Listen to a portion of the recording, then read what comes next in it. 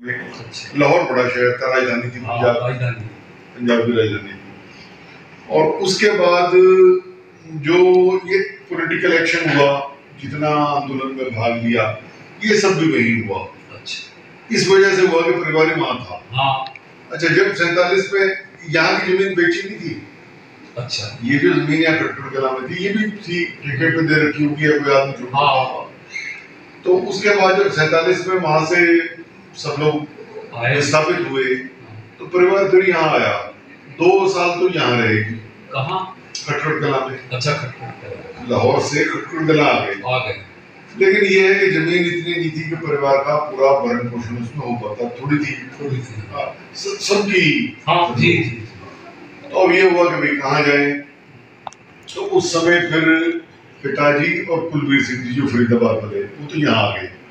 और 2 चाचा जी चले गए तराई में, बाजपुर, उत्तराखंड चले गए, उधम सिंह नगर में। काशीपुर के पास बाजपुर है। तो यहाँ क्यों आए? यहाँ इसलिए आए कि यहाँ से थे जी सज्जन ठाकुर यशपाल सिंह उनका नाम था। वो एमपी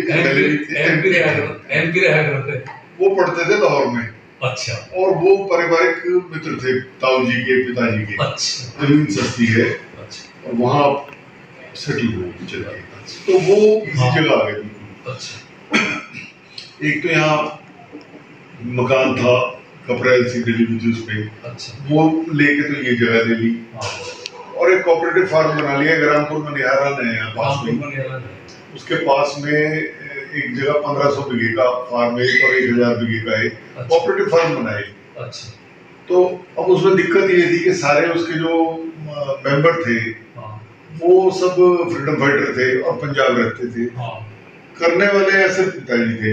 अच्छा। तो उन्होंने 7-8 साल तो किया। अच्छा। सबसे पहला ट्रैक्टर सहारनपुर में हमारे यहाँ आया उस जगह, वो भी मतलब जंगल था जिसे थोड़ा उन्होंने चला नहीं थी। अच्छा। वो खेती सक्सेसफुल, क्योंकि यहाँ से रोज जाते थे, रोज वापस आते थे, कम से कम 25-30 किलोमीटर हो गए। तो फिर अल्टीमेटली ये हुआ कि उसे तो डिस्पोज ऑफ कर दिया उस फार्म को। अच्छा। और यहाँ पे जो जमीन थोड़ी पहले ली थी, फिर और खरीद ली और यहाँ से। तो अब आप ये समझ लीजिए कि 70-72-73 साल हो गए यहाँ, जब से पाकिस्तान बना, बस 2 साल बाद आ गए यहाँ। ये तीसरा फोटो ये है इधर। अच्छा। ये हथकड़ी लगी हुई है। और ये तो जब अंकल जी खड़खड़ खड़क आया शायद ये तो ना, और ये लाहौर किले का है। अच्छा, लाहौर किले में बैठे थे खट पे ना। ये गिरफ्तार हुए थे पहली बार 1926 में। जी जी। तो ये किसी सीआईडी के अफसर से बात कर रहे थे। अच्छा। और पुलिस ने चोरी से इनकी फोटो ले ली। अच्छा, पुलिस वाले ने खींचा था चोरी से। हाँ, तो वो इन्हें पता नहीं था किसी को। ये आजादी के बाद जो नेशनल आर्काइव्स है, राष्ट्रीय अभिलेखागार, उसमें सरकारी उसमें रिकॉर्ड में।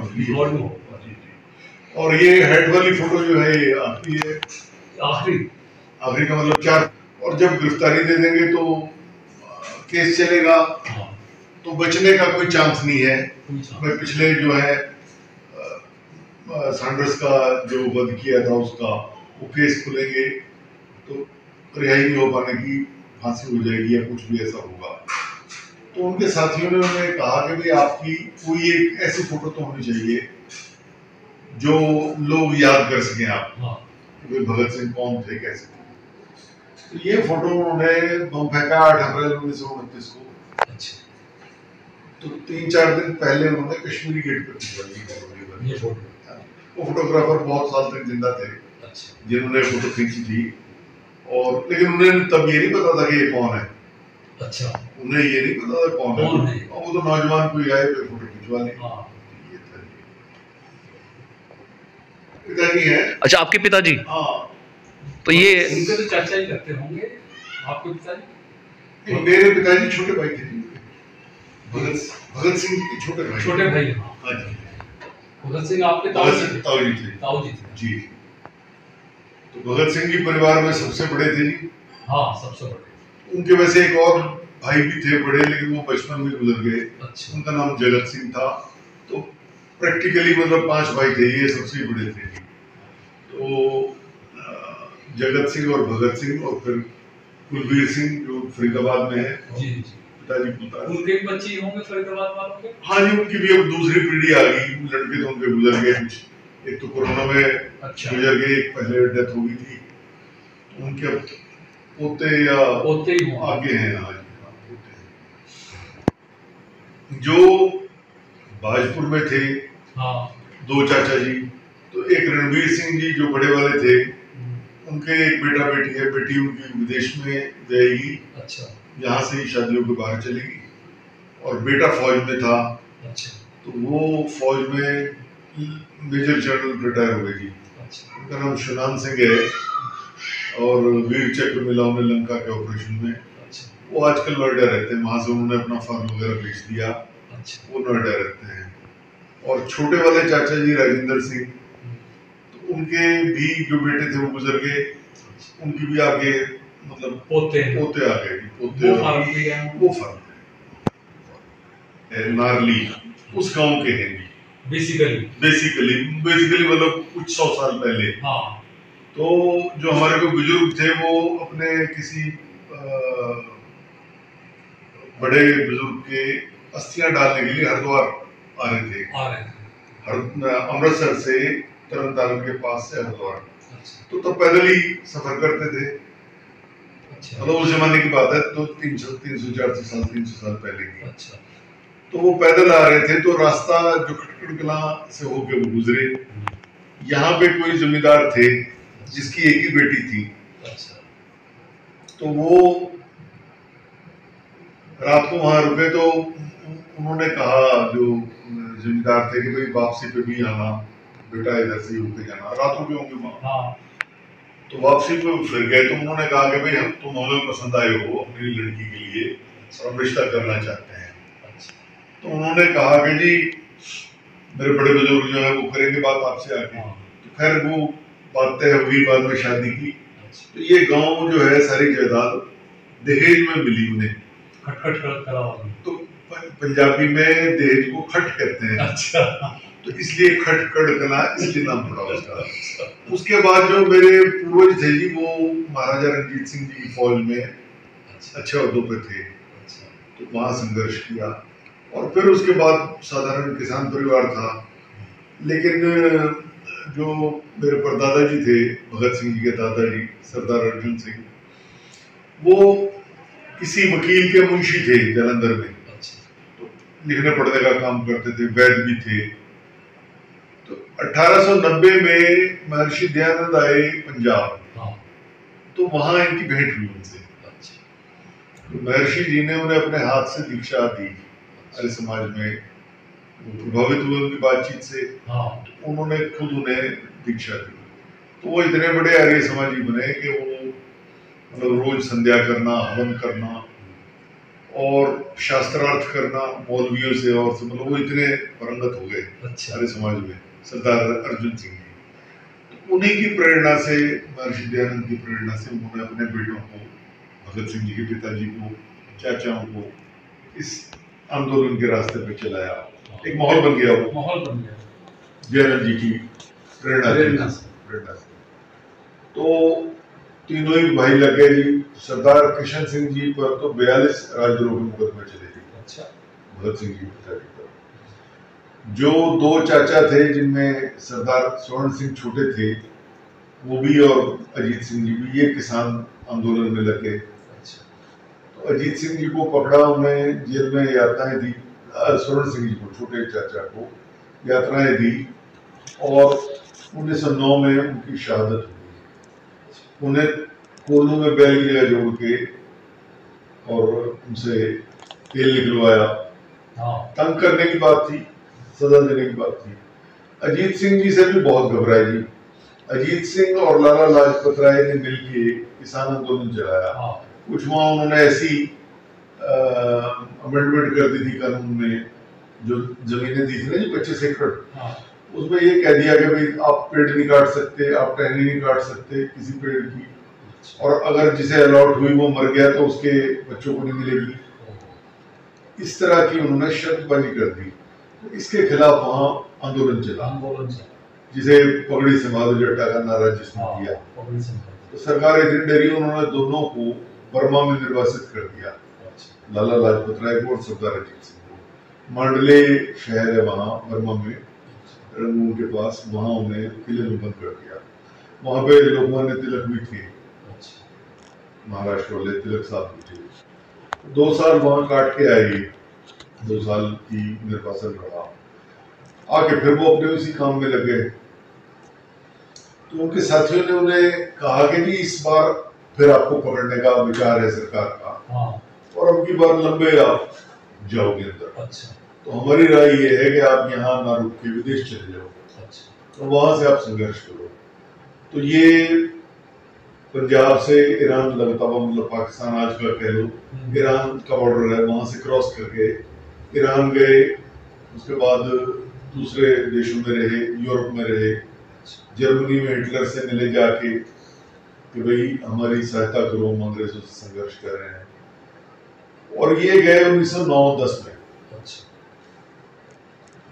और ये बावजूद पूरे 40 साल बाहर रहे।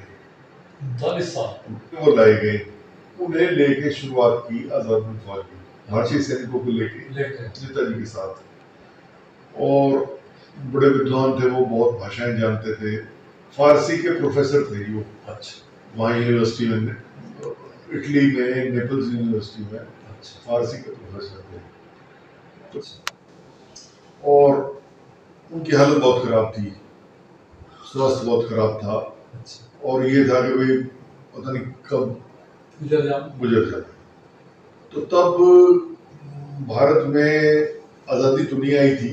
47-46 में वो नेहरू जी बने थे प्रधानमंत्री, इंटरिम गवर्नमेंट, आज़ादी से 1 साल पहले इन्हें बना दिया था। तो यहाँ के लोगों ने दबाव दिया नेहरू जी पे, भाई इन्हें रिहा करो। नेहरू जी ने ब्रिटिश गवर्नमेंट से बात की, तो इन्हें मार्च 1947 में रिहा कर दिया गया। जर्मनी से इंग्लैंड गए, जनवरी फरवरी में चले गए होंगे, 1-2 महीने बाद रह के, और फिर ये भारत आई। तो नेहरू जी ने इन्हें कहा कि भाई दिल्ली आप आके मेरे पास रहो। तो जो 3 मूर्ति भवन है, ये प्राइम मिनिस्टर हाउस होता था तब। तो 1 महीना इनके पास रहे वो, इनके अतिथि के तौर पे। और उसके बाद उन्होंने कहा मुझे लाहौर जाना है। तो मार्च अप्रैल 1947 में अप्रैल में ये लाहौर गए। बहुत स्वागत हुआ, बहुत गाँव में गए, अपना सारी जगह गए। जब गर्मी शुरू हुई, गर्मी बर्दाश्त नहीं हुई, क्योंकि 40 साल जब विदेश रहे थे और वृद्ध भी हो गए थे, हालत भी वो थी। तो एसी तो तब होते नहीं थे जी, ना जी, पंखे भी कहाँ होते, वो होते वो खींचने वाले। तो डॉक्टरों ने कहा कि इन्हें पहाड़ पे ले जाओ। अच्छा। तो डलहौजी लेके गए इन्हें, डलहौजी कहा भी आप चले जाओ। डलहौजी ज्यादा आते होंगे उन दिनों में। अच्छा। हिमाचल प्रदेश में। तो ये वहां आ गए जी। अच्छा। जुलाई अगस्त में डलहौजी हिमाचल आ गए। परिवार में कुछ लोग साथ थे। फिर 14 अगस्त की रात को उन्होंने जो ट्रांसफर ऑफ पावर था, नेहरू जी ने जो सत्ता ग्रहण करी, वो रेडियो पे सारा सुना। अच्छा। और 15 अगस्त 1947 को सुबह परिवार के जो लोग वहां थे उन्हें इकट्ठा करके कहा कि मेरी जिंदगी का जो मिशन था, ध्येय था, वो पूरा हो गया और मैं चलता हूँ। और सुबह 8 बजे 15 अगस्त 47 को सुबह 8 बजे प्राण त्याग दिए। तो उनकी डलहौजी में समाधि हुई। अच्छा। अजीत सिंह। तो ये मतलब 3 भाई थे, तीनों ही संघर्ष में रहे। भगत सिंह जी के पिताजी और चाचा जी, एक शहीद हो गए। और सरदार अजीत सिंह जी का भी मतलब बरसों बरस ये पता नहीं था कि भाई वो जीवित है या नहीं है। जब कभी ब्राजील में थे, कभी जर्मनी में थे, ना चिट्ठी आती थी, ना कोई कम्युनिकेशन नहीं, साधन भी नहीं था। तो अक्सर ये खबर उठती थी जी कि उनका देहांत हो गया, वो ये हो गया, फिर आती थी कि नहीं वो जिंदा है, फला आदमी मिला हो गए। तो बरसों बरस ये चला। तो इसके बाद आजादी के बाद फिर 1-2 साल तो रहे ही परिवार के सब लोग वहां। 47 में खटखड़ आ गए। और उसके बाद अच्छा हाँ, भगत सिंह जी की जो फांसी हुई ये सन 31 में होगी, 23 मार्च 1931 लाहौर में सेंट्रल जेल लाहौर में। जी। और कितने साल के थे? 23 साल 6 महीने के थे जी। 23.5 हाँ। पौने 24 के करीब हुआ। तो 7 का जन्म समझो, सन 7 का। हाँ जी, 7 का जन्म। तो जब इनका वो बचपन में जनेऊ वगैरह संस्कार हुआ, मुंडन हुआ, या जो भी कुछ होगा, तो उस समय दादाजी ने इनके दोनों, भगत सिंह के बड़े भाई भी थे तब, दोनों बेटों को हाथ में से उठा के गोद में और कहा था कि मैं देश की सेवा के लिए समर्पित करता हूँ इन्हें। तो उस बात को उन्होंने याद रखा, और जब उन्हें शादी के लिए कहा गया तो एक तो उनके सामने उदाहरण ये था कि 2 चाची जी घर पे विधवा थी, एक विधवा थी, और दूसरे के पति भी विदेश में थे जिनका ये पता नहीं था कि भाई जीवित है या नहीं है। तो भगत सिंह जी ने विवाह से इनकार कर दिया, घर छोड़ के चले गए, और तब वो यूपी आ गए, कानपुर आ गए। अच्छा। लाहौर से कानपुर आ गए, और यहाँ गणेश शंकर विद्यार्थी जो थे जी, जिनकी प्रताप अखबार थी कानपुर में, उसमें संपादकीय में काम करने लगे, संपादकीय कक्ष में। तो यहाँ रहे, फिर अलीगढ़ में आके उन्होंने, फरार थे इसलिए अलीगढ़ आ गए, यहाँ आके टीचर के तौर पर भी काम किया। वो गांव वाले याद करते हैं जिस घर में, जिस परिवार में रहे। हाँ, वो भी हैं लोग, परिवार भी है, साल भर के करीब वैसे बाहर रहेंगे। तो फिर दादाजी को पता चला, उन्होंने कोशिश की, विद्यार्थी जी को कहा, तो उन्होंने कहा कि मेरे लिए शादी का बहाना बनाना, तो मैं आऊँगा। तो वापस चले गए। उन दिनों फिर ये हो चुका था जो काकोरी एक्शन था, काकोरी कांड हो गया था। तो इन्हें जो पहली गिरफ्तारी हुई, इनसे भेद लेने के लिए कि वे कौन कौन थे, पार्टी में तो शामिल हो गए थे पर तब तक इतने एक्टिव नहीं थे। मतलब तब वो इनसे सीनियर जो लोग थे, चंद्रशेखर आजाद, बिस्मिल, अशफाकुल्ला, वो उस टाइम का दौर था। तो भर्ती तो हो गए थे उसमें, पार्टी में थे, लेकिन उतने सीनियर नहीं थे। तो खैर इन्हें वहां गिरफ्तार कर लिया, और गिरफ्तार करके यही पूछना है, जहाँ की फोटो है ये पहली, ये जो फोटो बगैर पगड़ी की है, तो यही उनसे पूछ रहे थे कि भाई काकोरी एक्शन में कौन है, क्या है, उस बारे में।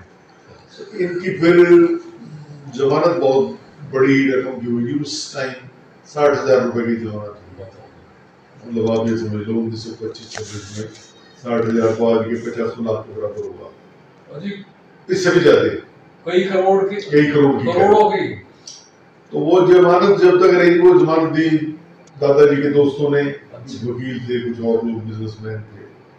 तो जब तक वो जमानत जारी थी तब तक तो वो फिर वहां टिके। उन्होंने कुछ धंधा वहां करवा दिया, डेयरी फार्म में खोल लिया, आके भाई यहाँ काम करो, ये वो। तो ये यशपाल, भगवती चरण वोरा, जिनके दोस्त थे, साथ पढ़ने वाले, ये आते जाते थे, लेकिन वो वहां टिक के रहे। और जब वो जमानत की अवधि समाप्त हुई, वो फ्री हो गए, तो वो फिर घर छोड़ के चले गए। और फिर वो अपना, उन्होंने जितना संगठन था इसका किया, क्रांतिकारी आंदोलन जो था, छोटे छोटे ग्रुप थे, कोई मध्य प्रदेश में, कोई यूपी के किसी हिस्से में, कोई पंजाब में। उन्होंने फिर सबको जोड़ के एक पार्टी बनाई और उसमें एक्टिव हुए। और जब फिर साइमन कमीशन आया भारत 1927 में, 28 में, तो उस समय फिर उसका विरोध हुआ जगह जगह। और जब विरोध हुआ तो लाहौर में लाठीचार्ज हो गया उसके विरोध में।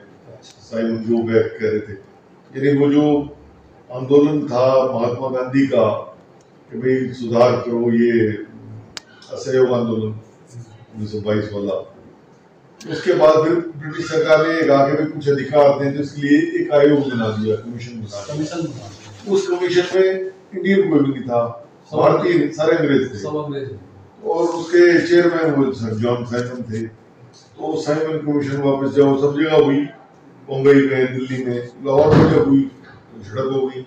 झड़प हुई तो लाठीचार्ज हो गया। लाला लाजपत राय लीड कर रहे थे, उनके लाठियां लगी और उनकी शहादत हो गई। कुछ दिन बाद जख्मी हो गए, वो जख्मी हो गए, महीने भर बाद उनकी डेथ हो गई। जब शहादत हुई तो उसका फिर बदला लेने के लिए आह्वान किया सब लोगों ने, मतलब वो बंगाल की थी वासंती देवी, CR दास की पत्नी थी, चित्तरंजन दास की, उन्होंने आह्वान किया कि इतने वयोवृद्ध नेता को लाठियों से मार दिया, तो कोई हिंदुस्तान में ऐसा युवक है, कोई तरुणाई में ऐसा बच्चा है जो इस बेइज्जती का बदला ले। तो उस बात पे इन्होंने फिर उस अफसर को, गए तो थे स्काउट के लिए, लेकिन उसका असिस्टेंट आया उस दिन, स्काउट था SSP, और सॉन्डर्स था DSP, तो वो भी लाठीचार्ज में था। तो अब आज भी वो जगह है लाहौर में SP का जो ऑफिस है जी, उसके बिल्कुल सामने गोली मारी, था सामने। DAV स्कूल में से होके फरार हो गए, और वो सारा देख के आए हैं वहाँ। DAV स्कूल को इस्लामिया कॉलेज कह देते हैं, बिल्डिंग वही है सेम, उसके हॉस्टल में से निकल के भागे। तो अब भी वहाँ DAV स्कूल में हवन कुंड वगैरह बने हुए हैं जी, पत्थर लगे हुए, अभी के फलाने दान दिया और ये हवन कुंड बना, वो अभी सारी स्थिति है। तो बस उसके बाद ये फरार हो गए जी वहां से। फिर ये कलकत्ता निकल आए, बाल कटवाए उन्होंने वहां, तब केश कटवाए, तब तक पगड़ी बांधते थे, तो कोई पहचान नहीं पाया, निकल आए जी वहां से और कलकत्ता गए, वहां रहे। भगवती चरण वोरा भी वहीं आ गए और आगे साथी इकट्ठे हो गए। तो सेठ छाजू राम जी थे, उन्होंने इन्हें मदद करी, नहीं अपने यहाँ रखा जी। अच्छा, आके ही महीने रहे वहाँ। अच्छा, तो सुशीला दीदी थी एक, वो भी वहाँ थी साथ में। अच्छा, वो बहन तो नहीं थी दुर्गा भाभी की, लेकिन वो वैसे सुशीला दीदी कहते थे उन्हें, वो भी क्रांतिकारी दल में थी। और उसके बाद फिर ये वहां से आगरा आ गए। आगरा में इन्होंने पार्टी का दफ्तर खोला, हींग मंडी में, ये पुराना था। तो इनके साथी थे एक डॉक्टर गया प्रसाद कटियार, कानपुर के थे, एक शिव वर्मा थे, एक जयदेव कपूर थे। तो शिव वर्मा भी कानपुर के थे, जयदेव कपूर हरदोई के थे। तो डॉक्टर गया प्रसाद कटियार ने अपनी डिस्पेंसरी, वो डॉक्टर थे, उन्होंने अपनी डिस्पेंसरी बना ली दिखाने के लिए, क्योंकि मैं इलाज करता हूँ। थी वो बम फैक्ट्री वैसे। अच्छा। तो जब वो बम कांड हुआ उसके बाद फिर यहाँ भी पकड़ी गई, 3 आदमी की यहाँ से गिरफ्तारी हुई, शिव वर्मा, डॉक्टर गया प्रसाद। और तो जिस दिन इन्होंने वो बम फेंके हैं, उस दिन 2 विधेयक लाए गए केंद्रीय असेंबली में, पार्लियामेंट में। ट्रेड डिस्प्यूट्स बिल, औद्योगिक विवाद बिल, और पब्लिक सेफ्टी बिल, जन सुरक्षा बिल। ये दोनों जो बिल थे ये और ज्यादा अधिकारों को दमन करने के लिए थे। तो मेंबर तो सब लोग थे, मोतीलाल नेहरू, जिन्ना, मतलब सारे भारतीय सदस्य थे उस सेंट्रल असेंबली के, और पटेल साहब उसके चेयरमैन थे हाउस के। तो इनके बड़े भाई सरदार वल्लभ भाई पटेल के भाई, बड़े भाई। तो वो बिल तो फेल कर दिया, सारे सदस्यों ने खिलाफ वोट दिया, वो पास नहीं हो पाया। लेकिन वायसराय को अधिकार दे रखा था कि भाई पास हो या ना हो, जिसे ब्रिटिश गवर्नमेंट चाहती है, विशेष अधिकार है, वो पास कर सकते। तो उस दिन उसकी घोषणा होनी थी। अच्छा। तो इन्होंने, जयदेव कपूर ने 2 पास का इंतजाम कर दिया, तब इतनी चेकिंग वेकिंग नहीं होती ना, इतनी चेकिंग ना हो। तो वो बम लेके चले गए जी वहाँ अंदर चले गए, विजिटर्स गैलरी में, दर्शक दीर्घा। तो वहां से उन्होंने वो जब उस प्रस्ताव को पढ़ने का मसौदा पढ़ रहे थे, उस समय वो बम फेंके। लेकिन वो बम जो फेंके, 2 ध्यान उन्होंने किया कि जो खाली बेंच थे उन पे किसी को मारने का इरादा नहीं था। अच्छा। किसी को चोट पहुंचाने का, वो तो अपनी आवाज उठाने की बात। तो मैं गया हूँ जी लोकसभा, जो पुराना बिल्डिंग है, तो उसमें मैं गया हूँ। तो जो वॉच एंड गार्ड वाले हैं, सुरक्षा कर्मी, दिखास की मरम्मत नहीं करी, वो वैसे ही है सारी। ये मोतीलाल नेहरू, जिन्ना, ये लोग तो बैठे रहे, नहीं भागे। लेकिन बाकी जितने मेंबर थे सब भाग गए, धुआं भी उठ गया। तो ये अगर चाहते तो दौड़ सकते थे वहां से, निकल सकते थे बड़े आराम से, लेकिन ये निकले नहीं। इन्होंने तो वहां पर इनकलाब जिंदाबाद, साम्राज्यवाद मुर्दाबाद के नारे लगाए और पर्चे फेंके और ये कहा कि भाई क्यों हमने किया, ये सरकार बहरी सरकार है, इसे सुनाने के लिए ऊंची आवाज की जरूरत है, इसलिए हमें दबे और कुचले लोगों की आवाज पहुंचाने के लिए ये काम करना पड़ा और वहां गिरफ्तारी दे दी। तो पुलिस इतनी डरी हुई थी कि वो पास नहीं आ रहे थे, गिरफ्तारी दी और फिर पहले दिल्ली की सेशन कोर्ट में मुकदमा चला। अच्छा। और यहाँ से उन्हें आजीवन कारावास हुआ। सेशन कोर्ट से बम कांड में आजीवन कारावास। उसके बाद इन्हें फिर ले गए जी हाई कोर्ट, लाहौर ले गए।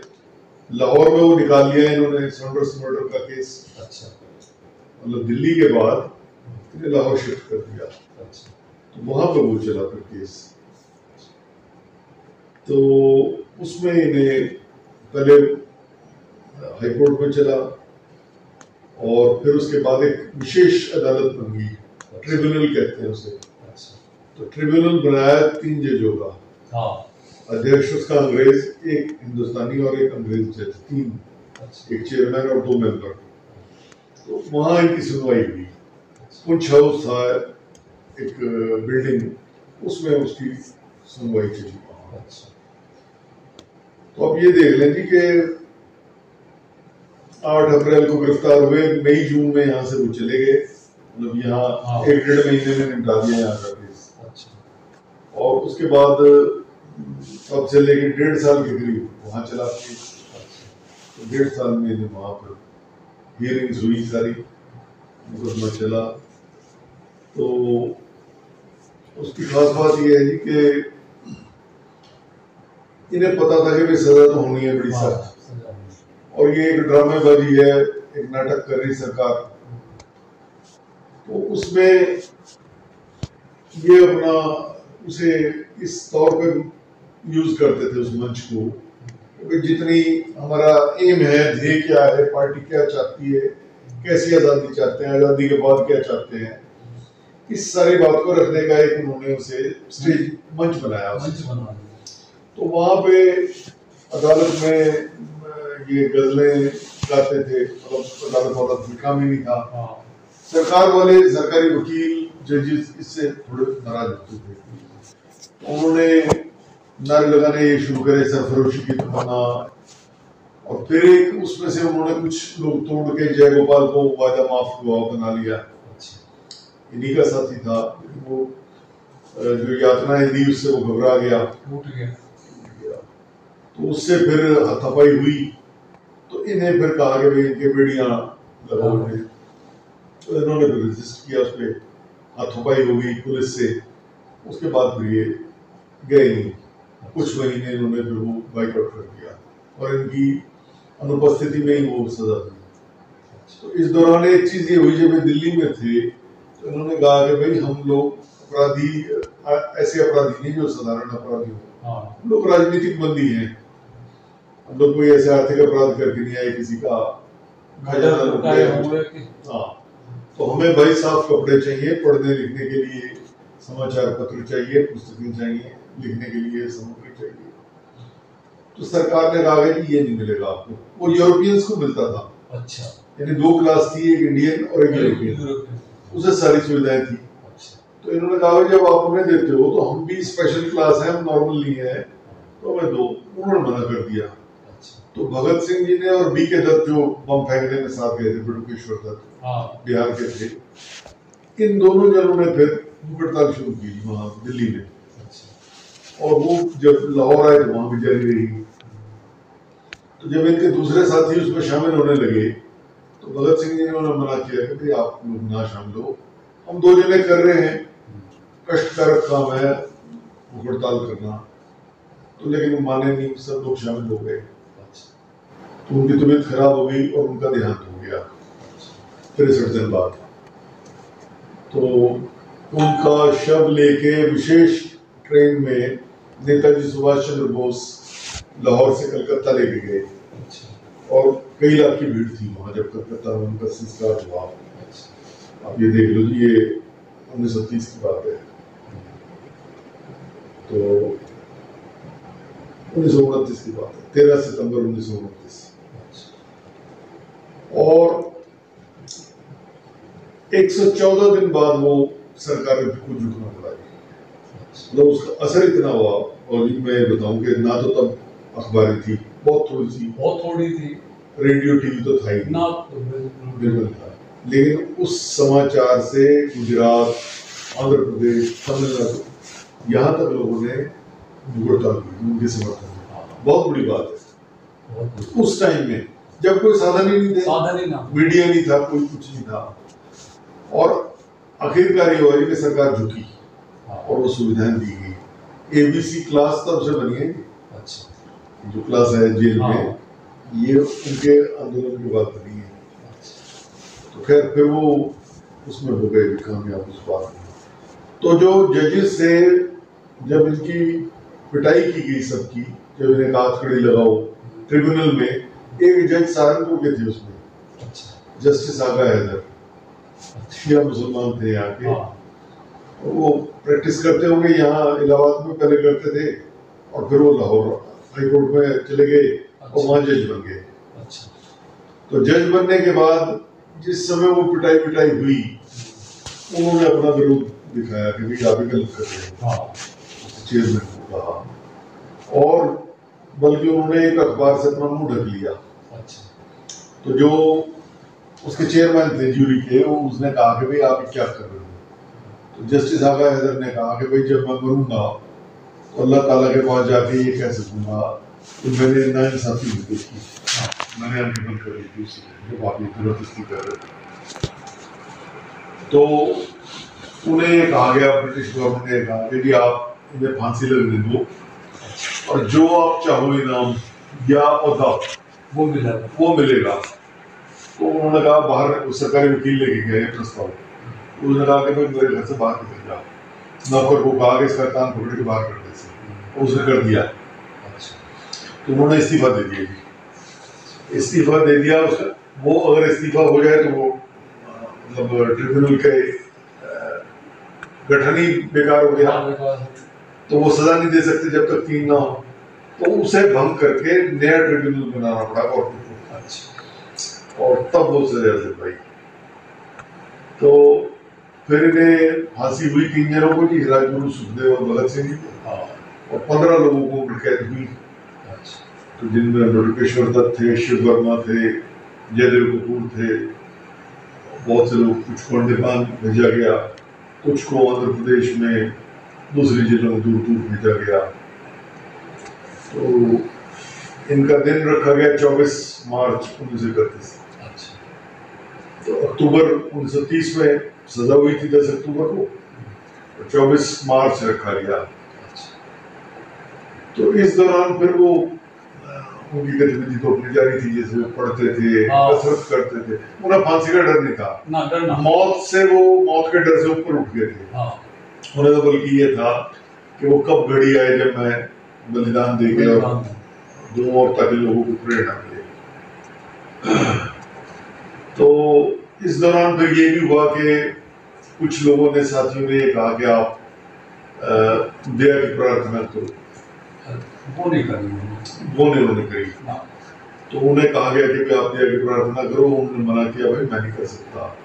तो फिर भी जबरन जोर दिया कि नहीं करो। तो उन्होंने फिर एक वायसराय को चिट्ठी लिखी कि हमारे पर ये आरोप है कि हमने ब्रिटिश राजा के खिलाफ युद्ध किया है, इस नाते से हम युद्धबंदी हैं, तो हमारे साथ वही व्यवहार किया जाए। आपसे प्रार्थना है, युद्धबंदी से किया जाता है।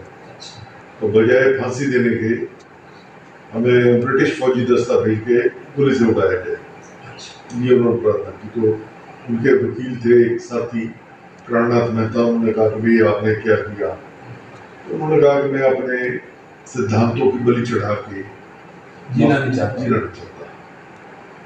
और पिताजी ने भी, दादाजी ने, उन्होंने भी एक एप्लीकेशन मूव की। और उसने साबित कर दिया कि भगत सिंह जी उस दिन लाहौर में नहीं थे जिस दिन सॉन्डर्स का मर्डर हुआ। अच्छा। अब आप जानते हैं अदालत का काम तो टेक्निकल होता है। हाँ। आप अगर ये एविडेंस दे दो कि मैं तो जी उस दिन था ही नहीं यहाँ, मैं तो फला जगह था, तो उन्होंने एविडेंस दे दी। अच्छा। ये तो यहाँ थे ही नहीं, तो कलकत्ता थे, जो भी कुछ होगा एविडेंस दिखा दी। तो भगत सिंह जी को जब पता चला तो उन्होंने पिताजी को बुलाया और कहा कि जी आपने ये बहुत गलत किया। आप बहुत बड़े देशभक्त हो, लेकिन इस समय पुत्र प्रेम में आ गया और आपने सिद्धांतों की बलि चढ़ा दी।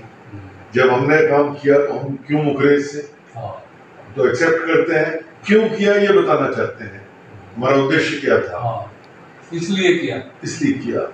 भाई अब जैसे मर्डर कोई करता है तो वो गुनाह है, लेकिन अगर फौजी बॉर्डर पे पाकिस्तानी को गोली से मारता है तो उसकी सराहना हो, तो सराहना है तो दोनों कतल एक ही चीज है। तो भगत सिंह ने कहा कि हमारा मकसद तो ये है। तो उन्होंने पिताजी से बहुत गुस्सा किया इस चीज का। अच्छा। और कहा कि जी आप बाहर जाओ, प्रेस कॉन्फ्रेंस करके ये एक्सेप्ट करो कि मेरे से गलती हुई, एप्लीकेशन तो वापस लो ही, लेकिन सार्वजनिक तौर पे कहो कि ये मैंने गलती होगी। तो उनका बड़प्पन है, उन्होंने जाके भी किया बिल्कुल किया, वापस ली। अच्छा। और एक्सेप्ट किया कि मेरे से गलती हुई, मुझे नहीं करना चाहिए था, और ये उसके वो है खिलाफ। तो खैर एक बड़े अध्ययनशील थे जी, उन्होंने पुस्तकें बहुत पढ़ी। अच्छा। भगत सिंह जी का एक ग्रुप जो है बहुत ज्यादा बड़े अध्येता थे। अच्छा। तो एक द्वारकादास लाइब्रेरी थी वहाँ लाहौर में, तो वहां से ये पहले भी जाया करते थे जब छात्र थे। अच्छा। तो वहां से इन्होंने बकायदा हर हफ्ते पुस्तकें मंगानी, इंग्लिश का साहित्य, अर्थशास्त्र पे, रूस, आयरलैंड और फ्रांस की क्रांतियों के बारे में खूब पुस्तकें मंगाई, पढ़ी। कई 100 किताबें उन्होंने पढ़ी। जितने दिन वो जेल में रहे किताब पढ़ते हैं, बहुत पढ़ते थे, कसरत करते थे, किताबें पढ़ते थे, पुस्तकें पढ़ते थे। तो इसी दौरान फिर फांसी का जब दिन नजदीक आया तो 3 मार्च को परिवार मिलने गया। अच्छा। सारे जने परिवार के लोग मिलने गए। तब ये था कि 23 मार्च को अंतिम भेंट होगी। अच्छा। एक दिन पहले। तो 23 मार्च को जब गए तो सरकार ने एक शर्त लगा दी कि आप सिर्फ माँ बाप और भाई बहन मिलेंगे, खून का रिश्ता जो बिल्कुल फर्स्ट है। हाँ। दादा दादी और चाचियां वो नहीं मिल पाएंगे। इसका बड़ा विरोध किया उन्होंने कि भाई दादा दादी को तो ये हमारे से भी ज्यादा प्यारे हैं और उनके पास रहे हैं, लेकिन सरकार ने मानी। तो फिर उन्होंने कहा कि अगर ऐसी बात है कोई नहीं मिलेगा। अच्छा। भाई ऐसा नहीं हो सकता कि वो लोग आए हैं, वो ना मिले और हम मिलने की तो बहुत बड़ी नाइंसाफी, हम लोग मिलेंगे। तो राजगुरु की माता जी पूना से गई हुई थी वहाँ। अच्छा। तो उन्होंने कहा कि अगर भगत सिंह के परिवार नहीं मिलेगा तो हम भी नहीं मिलेंगे। कितनी बड़ी बात है, वो माँ के लिए आखिरी बार मुलाकात हो, बहुत बड़ी बात। और उस दिन हजारों आदमी जेल के गेट में थे, मेन गेट के। अच्छा। और वो अगले दिन फांसी थी ना। ये पता था कि परिवार ने अंतिम भेंट के लिए जाना है, और वो नारे लगा रहे थे कि भाई इनकी जो मृत्यु दंड है इसे उम्र कैद में बदला जाए। बड़ी इसकी मुहिम चली, बहुत से ब्रिटिश एमपीज ने भी साइन किए उस पर। अच्छा। कि भाई आप कम्यूट कर दो इनकी सजा को, उम्र कैद में। तो खैर सरकार ने मानना नहीं था, अफसरशाही जो थी इस बात पर बजट थी। तो इन्होंने फिर वो प्रीपोन कर दिया, शाम को तो फांसी कभी लगती नहीं ना। तो उस दिन इन्हें शाम को जेलर ने आके कहा कि जी अंतिम स्नान करने के लिए चलो। अच्छा। किताब पढ़ रहे थे, एक जीवनी पढ़ रहे थे किसी क्रांतिकारी की। अच्छा। तो उन्होंने कहा कि इसके कुछ पेज बचे हुए हैं, भाई रुको। ये नहीं कहा क्यों आ गए, फांसी तो सुबह होनी है। तो वो बनने पूरे करके और वो पुस्तक उछाल दी और कहा कि चलो स्नान किए होंगे। तीनों जने वहां गए फांसी के फंदे पे, और वहां जो मजिस्ट्रेट था वो बिल्कुल नौजवान था, अंग्रेज। अच्छा। उसे कहा कि मिस्टर मजिस्ट्रेट आप बड़े भाग्यशाली हैं कि आज आप इस चीज के गवाह बनेंगे कि भारत के नौजवान सिर्फ ऊंची आदर्शों की बातें नहीं करते, वो अपने प्राणों का उत्सर्ग करते हैं इसके हंसते हंसते। तो 7:30 बजे 7:33 पर शाम को रात को, और उस शाम पहले से ही जितने बाकी कैदी थे जेल में उन्हें शाम को बंद कर दिया दोपहर बाद। अच्छा। तो उन्हें समझ आ गई कि भाई कोई बहुत बड़ा मसला होने वाला है। हाँ। तो जब ये चले फिर तो नारे लगे बहुत जोर से इनकलाब जिंदाबाद के, और वो गाने गाते जा रहे थे तीनों जने, मेरा रंग हुस्न पे चला। तो उधर से फिर कैदियों ने नारे लगाए। अच्छा। उन्हें पता लग गया। हाँ, हो सकता है किसी ने थोड़ा बहुत बता भी दिया उस स्टाफ ने। तो जब नारे वारे लगे तो बाहर जो भीड़ खड़ी थी वो बहुत उत्तेजित हो गई। अच्छा। तो सरदार किशन सिंह जी ने फिर ये कहा कि भाई यहाँ से हट के थोड़ी दूर चल के सभा करते हैं। तब तक ये नहीं पता था कि फांसी हो गई, ये डिक्लेयर नहीं हुआ था। तो उन्होंने कहा कि भाई एक भगत सिंह के लिए हम इकट्ठे हुए हैं, अगर यहाँ गोली चल गई तो सैकड़ों जाएंगे। तो मैं ये नहीं चाहता कि खून खराबा हो। जोश में है करके तो वो वहां से 1-8 किलोमीटर दूर चौक जो कोई बड़ा मोरी गेट था वहां ले गए, और वहां पे फिर जनसभा हुई। और पिताजी 12 साल के थे तब, उदार सिंह जी। अच्छा। तो ये मिलाप अखबार के दफ्तर में थे, वहां बैठे। अच्छा। तो रात में फिर 8 बजे फांसी के बाद 7:45 बजे वहां समाचार आ गया तो फांसी हो गई। तो इन्होंने दौड़ के आके फिर पिताजी के कान में बताया। अच्छा। तो उन्होंने कहा कि शांति रखो। अच्छा, उसके बाद ये हिम्मत नहीं सरकार ने करी कि जो पार्थिव शरीर है वो परिवारों को दे। अच्छा। तो उन्होंने अगले दिन फिर रावी के किनारे लाहौर ले आए। अच्छा। रावी के किनारे वहां दोबारा से जुलूस निकला और इकट्ठे हुए, संस्कार किया। अंतिम मतलब जो जितने अवशेष थे उनकी एक हड्डी किसकी है तीनों में तो पता नहीं। वो अब भी है वहाँ म्यूजियम में खटखट के नाम रखी है। तो वो जगह जो है जी वो हुसैनी वाला कहलाती है। अच्छा। नदी के दूसरी तरफ है। अच्छा। तो जब ये विभाजन हुआ तो वो सारी जगह पाकिस्तान में चली गई।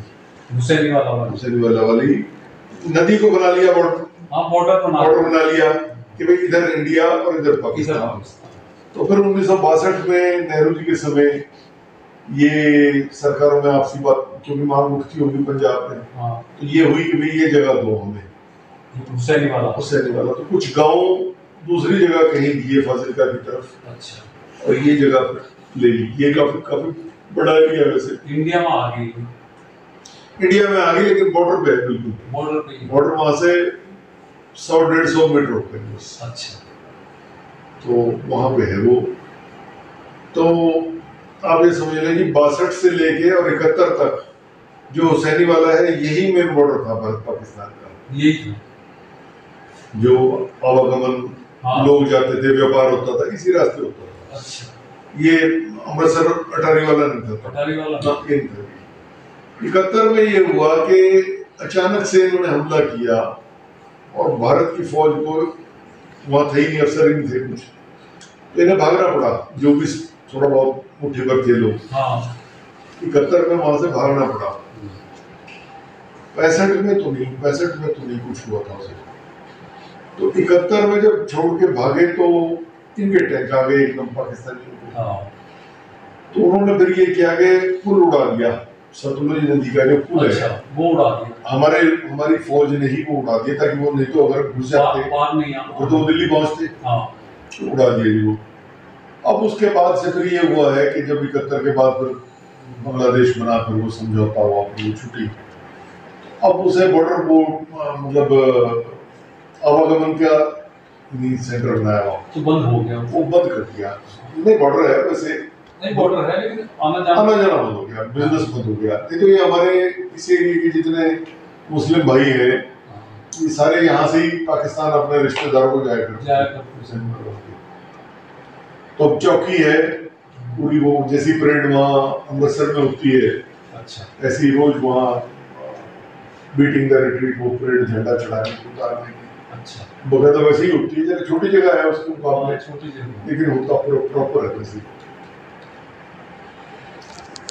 तो इनकी फांसी के बाद भी परिवार में वो परंपरा जारी रही। हाँ, और पिताजी को और कुलबीर सिंह जी को द्वितीय विश्व युद्ध के दौरान 1939 में गिरफ्तार कर लिया। अच्छा, तो ये भी 5-5 वर्ष जेल में रहे। जेल में रही।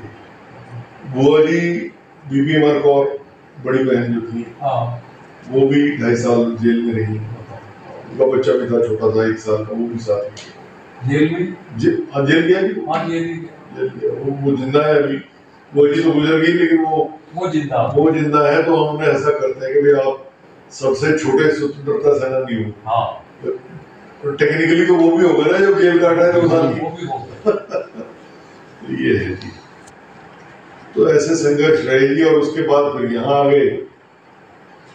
तो मतलब चाचा जी और ताऊ जी और पिताजी तो बाहर आ गए। हाँ, लेकिन दादाजी दादी जी वहीं रहे उस पैतृक घर में, वहीं पैतृक घर। खटखट कला में। सन 51 में सरदार किशन सिंह जी भी गुजर गए। वो गुजर गए। तो तब माता जी फिर अकेली रह गई। हाँ, तो 51 से लेके आप ये समझ लें कि 60 तक तो वो वहीं रही, 60-62 तक। अच्छा, मतलब आती जाती थी। हाँ, लेकिन मेन वहां था। उसके बाद फिर जब उम्र और ज्यादा होगी तो फिर ज्यादा यहाँ बहुत रही वो। अच्छा, यहाँ आ जाती थी, फिर यहाँ से कभी कभी बाजपुर भी चली गई कुछ टाइम के लिए। अच्छा, तो फिर ऐसे आना जाना लगा रहा उनका भी। और जो वहाँ स्मारक बना है ये खटखट कला में, जो हमारी जमीन थी अपनी, अच्छा, वो उस पे सबसे पहले वहाँ स्मारक हम पिताजी ने बनाया। एक प्रतिमा बनवा के लाए, उनकी मूर्ति बनवा के लाए सन 63 में। तो ऐसा है वो जी के 50 से 47 से लेके और 62 तक तो धीरे धीरे फ्रीडम मूवमेंट को बुला दिया सरकारों ने। बुला दिया कि भाई आपकी ड्यूटी थी, आपने करा, अब वो काम निपट गया, अब सरकार बन गई, बात खत्म हो गया, आजादी आ गई। तब फिर रहा कि भाई वो देशभक्ति भी कोई चीज है, उसे रिवाइव करो। तो खैर उस समय वो मूर्ति तो पिताजी और इनके दोस्त बनवा के लाए, पगड़ी वाली मूर्ति है, और वो लाके वहां स्थापित करी। तो उसका जो न्यूज रील एक चला करती थी, आपने देखा पिक्चर हॉल में पहले समाचार दर्शन चलता था, फिल्म से पहले। तो उस जगह की वो बनी, माता जी ने उसका अनावरण किया मूर्ति का। और एक दूसरे क्रांतिकारी थे जो मंत्री बन गए थे पंजाब में, सरदार गुलाब सिंह, उन्हें भी फांसी की सजा हुई थी, लेकिन छोटी उम्र थी इसलिए माफी हो गई थी। तो वो मंत्री थे, वो उन दोनों ने उन्होंने उसका अनावरण किया। तो उसे उसकी जो न्यूज रील बनी उसे देख के बीके दत्त को 1962-63 में पता चला कि वे माता जी 1963 में कि वे माता जी जीवित हैं और भगत सिंह का परिवार जीवित है। तो वो पटना में थे, वो अंडमान जेल में थे। वहां से जब वापस आए तो पटना उनका गृह क्षेत्र था, वहीं बस गए। आर्थिक हालात तो खराब थे सबके। तो अपना उसी तो उनका फिर पत्र आया कि भाई मैं तो समझा के 47 के दंगों में शायद परिवार समाप्त ही हो गया हो, तो पता नहीं क्या हुआ होगा। तो तब वो फिर ये 63 से चल हुआ जी। फिर वहाँ एक छोटा भवन बनाया, जनता के सहयोग से कमरा बनाया, उसमें म्यूजियम बना के कुछ सामान रखा। फिर गवर्नमेंट ने उसे टेक ओवर किया, थोड़ा और बड़ा किया। अब आप गए हो तो अब तो काफी बड़ा बना हुआ है। कब गए? मैं अभी गया था, 2 महीने पहले गया था। तो वहाँ पे मैंने देखा है लखोरी ईंटों का बना हुआ, तो जी कभी पहला सा लगता है, मतलब घर। हाँ, बहुत पुराना। और वहाँ पे भगत सिंह जी की कैप है, और मतलब वो चूल्हा भी है जिसमें रोटियाँ सेकती थी। बहुत पुरानी चीजें हैं, और बर्तन वगैरह भी रखे हुए हैं वहाँ पे। इस घर में माता जी विद्यावती जी रहती थी,